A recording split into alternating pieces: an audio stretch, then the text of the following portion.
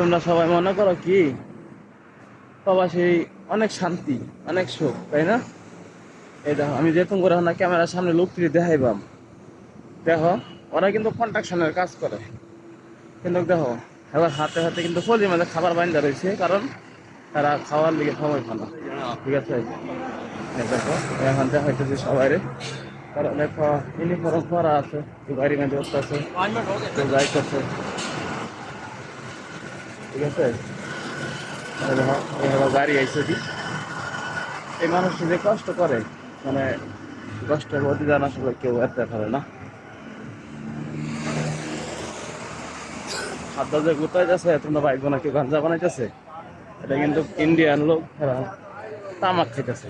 ঠিক আছে, আসলে এরকম দেখতে মনে করো সবাই যে আসলে মনে হয় বাংলাদেশের মানুষ মনে করবো যারা মনে হয় গাঞ্জা বানাইতেছে, আসলে গাঞ্জা না, এটা তামাক খায়, তামাক। তো অন্য সময়ের ভাবে চাটা বইয়া খাইতে পারে না, অথচ হাতে ধৈরা ধৈরা নিয়ে আসে। দেশ থেকে মনে করো বিদেশিরা কত টাকা কামাই করে, টাকা যে কত সুখ, আসলে বুঝতে পাওয়া যায়।